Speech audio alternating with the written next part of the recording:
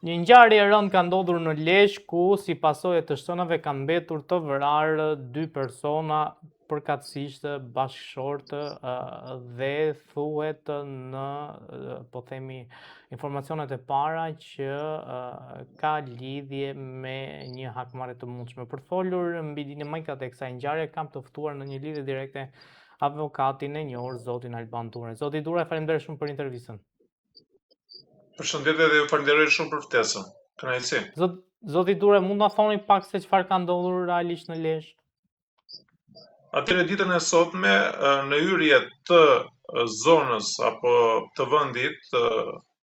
kur futesh për në balldrem të Lezhës, me një ri automatiku janë ekzekutuar ti majeci, të cilët janë bashkëshortë. Ata kanë qenë në makinën e tyre, pra mendoj që kanë qenë me një shpejtësi të ulët përderisa është një rrugë e cila është me dënësi të madhe të natyrisht edhe të makinave, sepse ka qenë por shkak të kufizimit të drejtësisë, sepse është një zonë që ka këmbësor dhe natyrisht një zonë e banuar për të cilën aty ka shumë biznese dhe për të cilën është e detyrueshme ulja e shpejtësisë, ku mendohet që shpejtësia e makinës mund të jetë maksimumi deri në 30 km në orë në momentin që është futur për në zonën dhe për të kaluar drejt balldrenit dhe aty do ditur me një breshëri automatiku. Pra për momentin informacion kemi, por që në të ardhmen do të zbulohet e qartë dhe sakt dinamika e ngjarjes, kjo edhe për faktin sepse duke qenë se ka shumë biznese të cilat kanë kamera të sigurisë për bizneset e tyre që ato të mbrohen nga agresorët apo nga vjedhjet, dhe aty do të shikojmë se sa mekanizmin e kësaj ngjarje të rëndë, të kësaj vrasje, sa persona kanë qenë të përfshirë, me çfarë kanë qenë të përfshirë, me çfarë janë larguar dhe sa persona kanë goditur në drejtim të makinës. Pra mendohet që makina ka qenë e tipit apo e llojit Audi, në të cilin kanë qenë çifti majeci, të ndjerët të cilët janë ekzekutuar dhe natyrisht besoj që do të ketë zhvillime të reja në orët në vazhdim. Zoti Ture, pista e hetimit deri tani çfarë trejash kemi lidhur me kush mund të kenë qenë autorët e ngjarjes? Ka shkuar me një grupi në vendngjarje, grupi ekspertëve, fillon policia, pra policia e cila është ndodhur afër vendit të ngjarjes, po natyrisht edhe forcat e shtuara të policisë në mënyrë që të bëjnë të mundur ndalimin e autorit apo të autorëve të cilët kanë goditur në drejtim të çiftit majeci. Natyrisht paralelisht ka shkuar edhe grupi hetimor, i cili do të bëjë qyrjen e vendit të ngjarjes në vendin ku ka ndodhur kjo vrasje, në mënyrë që të marrin gjurmët apo materialet e nevojshme. Pra, grupi hetimor do të zhvillon në disa dimensione apo në disa drejtime hetimin e tij, duke filluar që nga mbledhja e gëzhojave apo e provave të tjera materiale të cilat janë në vendin e ngjarjes, qyrjen e automjetit,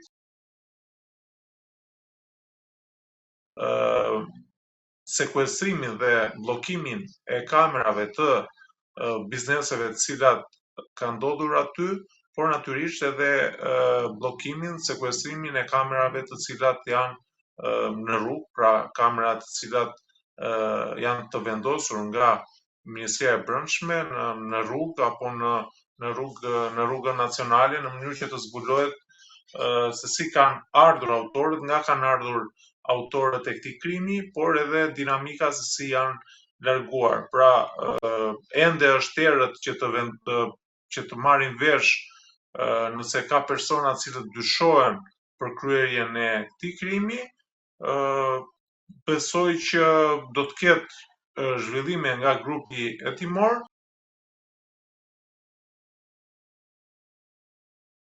Nga për sa i përket informacioneve të cilat ne kemi marrë nëpërmjet të mediave,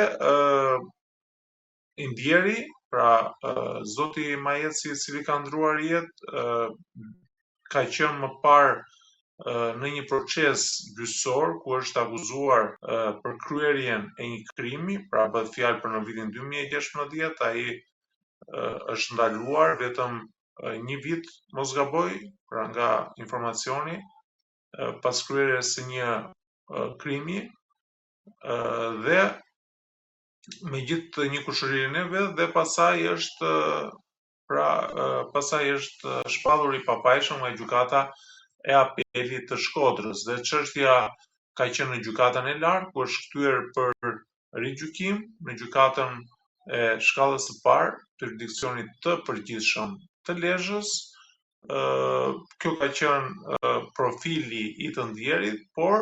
së fundmi ai ka qenë i angazhuar edhe me protestat e mëdha të cilat janë zhvilluar kohët e fundit në zonën e Riollit, ku ka qenë një nga banorët të cilët ka protestuar lidhur me zaptimin e asaj prone ndaj një subjekti privat. Pra deri tani këtë informacion kemi marrë nga mediat, natyrisht që grupi hetimor do t'i shikojë edhe këto konflikte apo le të themi këto ngjarje që ka pasur i ndjeri në mënyrë që të marri në pyetje, të vendosi personat cilët mundet të dyshohet se kanë kryer të krim, pra i vendos në përgjim ambiental apo në përgjim telefonik, në mënyrë që të bëjë të mundur të marrë sa më shumë informacion apo indicie rreth ngjarje të rëndë kriminale, ku e theksoj që ka qenë shumë e rëndë sepse aty ka qenë edhe bashkëshortja. Pra nëse ne do të jemi futur, pra do të ecim me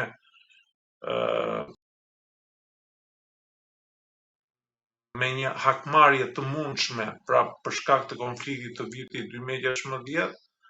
natyrisht femrat apo gratë janë ato që preken gjatë kryerjes së një krimi. Pra kemi një lloj një hakmarrje e cila mundjet të jetë kryer në mënyrë makabre dhe me një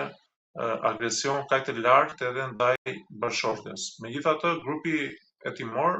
prokuroria besoj që do ta zbulojë sa më shpejt këtë krim kaq të rëndë.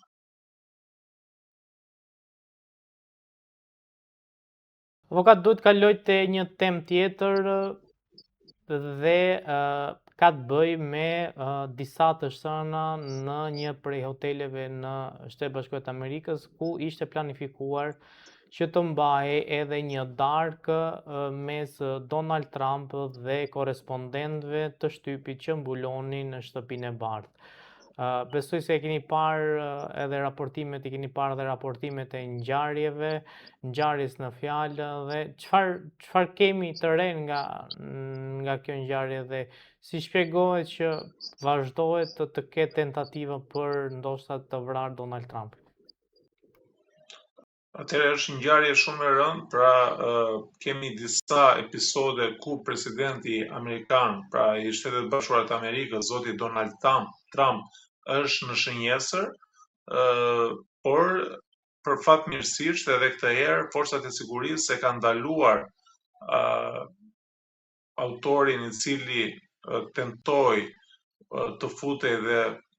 natyrisht që shënjesra ka qenë presidenti i Shtetet Bashkuara të Amerikës, zoti Donald Trump. Ky është një lajm shumë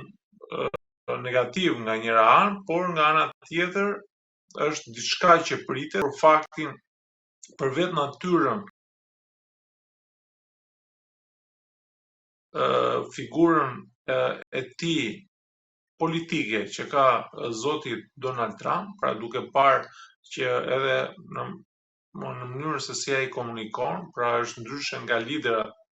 apo nga drejtuesit e tjerë i cili në mënyrë shumë të drejtë për drejtë, ndonjëherë në mënyrë arrogante, por edhe në mënyrë le të themi të pa konceptueshme për një lider, pra për një drejtues, dhe kur vjen fjala këtu kemi të bëjmë me një nga shtetet më të rëndësishme në botë, që janë Shtetet e Bashkuara të Amerikës, Donald Trump ka një sjellje të tillë dhe kjo besoj që edhe për shkak të mbështetjeve të mëdha që zoti Trump ka dhënë si ndaj Izraelit, pra ndaj çfarosjes së madhe që është bërë në Gaza, pra edhe pse ai pretendoi që do të fillonte dhe do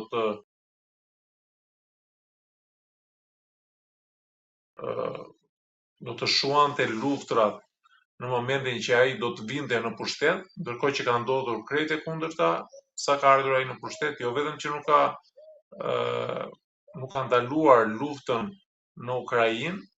por ka hapur edhe fronte të reja të luftës. Dhe kjo ka sjell edhe një lloj reaksioni, pra edhe tek vendet të cilat janë goditur apo janë agresuar nga Shtetet e Bashkuara të Amerikës, vrasja e liderave të tyre, marrja e presidentit të Venezuelës Maduron, vrasja e liderit shpirtëror të Iranit, Khamenei, dhe vazhdimi i një politike agresive nga ana e presidentit amerikan Donald Trump. Hapja e këtyre fronteve të luftës ka sjell probleme shumë të mëdha edhe në besueshmërinë që ka ai në opinionin amerikan, ku po fillon një krizë e re apo një krizë e më parë në gjithë historikun e Shtetet Bashkuara të Amerikës, me gjitha këto nisma që ka marrë presidenti amerikan. Në momentin e parë ai filloi vendosi edhe sanksione ekonomike, sanksione tregtare, taksa doganore, të cilat pra gjitha këto kanë qenë në mënyrë të menjëhershme, duke ndërmarrë disa reforma të menjëhershme drastike, por që tashmë po fillojnë edhe po ndihet impakti i parë. Ose këto kanë qenë të pastudiuara, pra ekipi i presidentit nuk i ka studiuar mirë gjitha këto nisma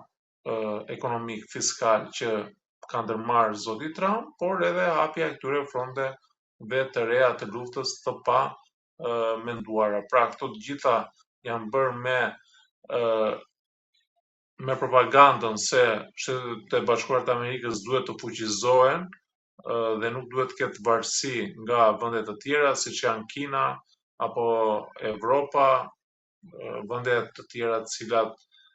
ka pasur marrëdhënie tregtare Shtetet e Bashkuara të Amerikës,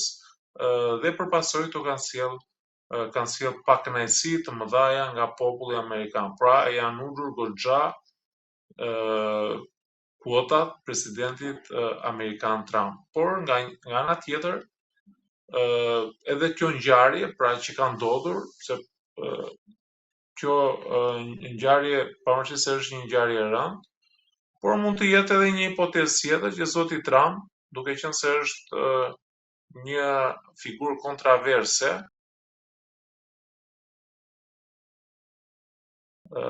mundet që ta ketin skenuar vetë, duke qenë se kuotat e tij i ka në fund, pra në Shtetet e Bashkuara të Amerikës, mendohet që ai mundet që të shkarkohet, pra të ketë një lloj impeachment nga ana e Kongresit amerikan, sepse edhe vetë republikanët nuk janë të kënaqur nga performanca e zotit Trump. Zoti Trump mundet që edhe ta ketë pra këtë rast ta ketë inskenuar vetë, pra të ketë një lloj le të themi porositje për një incident të tillë, edhe pse ajo është e pamendueshme që një person të futet me armë zjarri, natyrisht që aty do të kontrollohet, se kur veten në një takim me presidentin amerikan, të gjithë kalojnë në një skaner dhe një kontroll të imtësishëm. Megjithatë do të ngelet për të parë nga drejtësia amerikane, nga prokuroria, se si do të shkojnë hetime dhe zbardhja e kësaj ngjarje dhe si do të vijoj ky hetim për të ngjarje kaq të rëndë për një president amerikan, i cili vazhdon edhe pse ka pasur incidente të vazhdueshme, kundërshti të vazhdueshme, ai vazhdon me të njëjtën sjellje, por që i shqetëson shumë qytetarë se ka mbi të gjitha një sjellje arrogante, jo sikur të jetë presidenti i Shtetit Bashkuar të Amerikës. Avokat, faleminderit shumë për intervistën. Ju falenderoj shumë për mundësinë që më jepni. Faleminderit.